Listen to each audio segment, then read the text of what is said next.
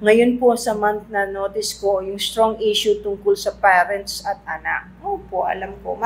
Actually, naging bulgar na lang yan dahil sa social media, pero matagal na yan nangyayari sa atin. Nag-iba na kasi ang panahon. Nung araw kasi, ang magulang, kahit na paluin ka ng paluin, mahal mo pa rin. Alam mo kasing mahal ka, ganun talaga ang style nung araw. Ngayon, inaambaan mo pa lang, pwede ka nang ipabarangay.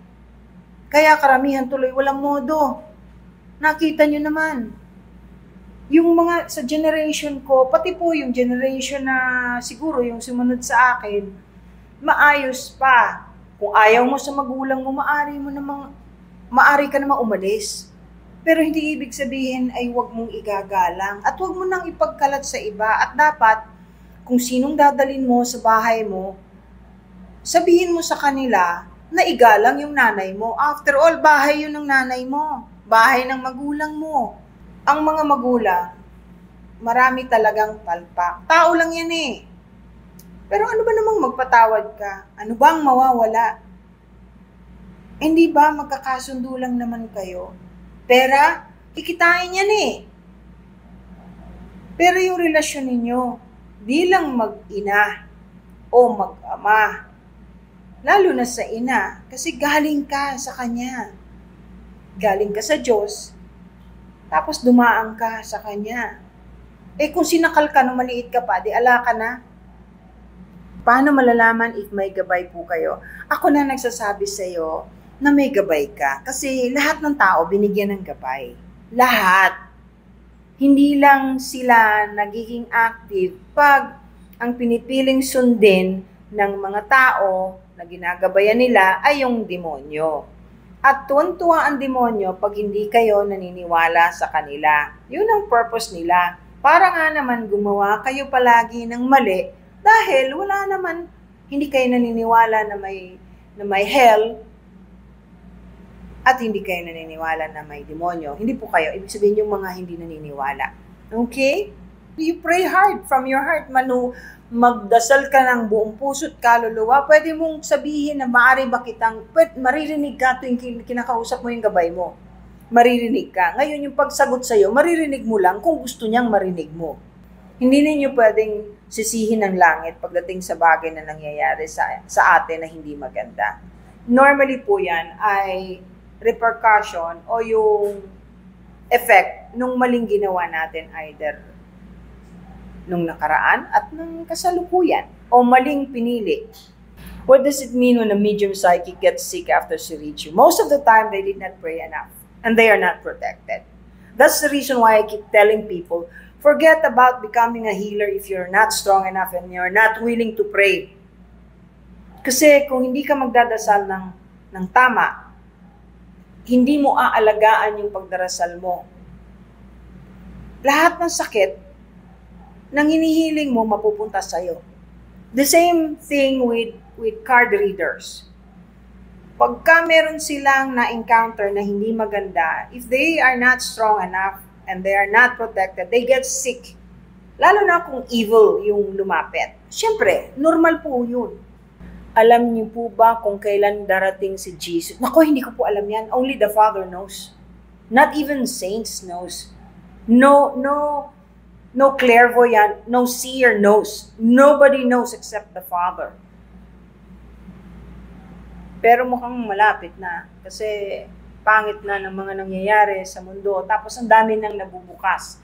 Ang dami ng mga taong spiritually awakened at nag-uumpisa ng tumulong para mabago ang uri ng kapaligiran natin. Totoo ba ang mga astrology guide at mga feng shui, mga sumpa at may kapangyarihan ang pusa? No, you cannot depend on astrology is real kasi even during the time of before may mga panahon ng mga hari at reyna, meron na silang astrologer. Ang dami pong kilalang astrologer. Hindi ko na lang po i-mention kasi maraming naguguluhan pagka nagme-mention ako ng mga pangalan. Pinaniniwalaan po ang astrologer. Pero napaka-exact niyan.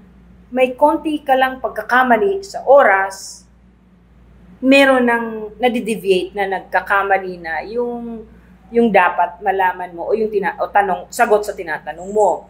Yung tungkol naman po sa pusa, napaka highly spiritual po ang cats.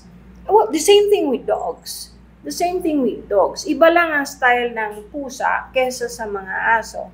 But they will both die for you. They will both defend you, guard you. Ganun po. Totoo po yun. Hindi naman, nagkataon lang siguro, Nathan, na yung hindi magandang pangnaginip ang natandaan mo. So, mag-pray ka bago ka matulog. Tapos sabihin mo sa sarili mo, ayaw kong pumunta sa pangit na lugar. Kung mag-a-astral traveling ako and I will remember it, I don't want to go to places that will make me feel bad or make me feel sad. Pwede po ba makita at makausap ang gabay? Kung kayo po ay katulad ko, makikita ninyo ang gabay. Pero kung hindi po, nandyan lang sila. O pwede nyo naman pong hilingin. Hindi naman po ako Diyos. Binigay lang po sa akin yung regalong yon. Pero pwede ninyong hilingin sa Diyos na kung maaari, makita ninyo. Pero yung makausap, tuwing kinakausap nyo sila, naririnig kayo nila. How do you develop seeing the aura, or should you be gifted? Okay, me, I was born like this. I didn't even know what it was called. I didn't know it was called an aura. I just see it. But I was fortunate enough to have a grandfather and a grandmother who told me not to talk about it kasi kadalasan tabu at saka ayaw nila kasing masyadong pinag-uusapan at saka baka daw ako ay pagbintangan na dahilan kung bakit nagkakasakit yung ibang kalaro ko. Yung mga ganyan. So I was born like this. Pero tahimik lang po ako. Lalo pa naging artista ako, hindi ko pwedeng ipagsabi. Ngayon lang, isipin ninyo, gaano katagal kong tinago ito. Pero there are a few of my workmates in show business who knows na nagtatanong din sa akin. Pero normally, pag nasa workplace po ako, nagsushooting or nagtitaping, bihira namin pag-usapan yan. Kasi sineseparate ko po talaga yan eh. Kaya lang, eto nga, ang sabi sa akin, kailangan ko ng pag-usapan, ipaalam sa mga tao, yung mga bagay na makakatulong sa kanila para mag-improve. Para mapatawad kung may kasalanan, para magkaroon ng guide kung ano ang dapat gawin, kung paano magdasal, paano gumalang. Does it mean anything bad if I died in my dreams? No. No, not necessarily. Very seldom that it's the same, if you dream about dying, doesn't necessarily mean you're dying. It's normally an end or closure, or there is something that you have to finish na hindi mo natatapos, na kailangan mo tapusin.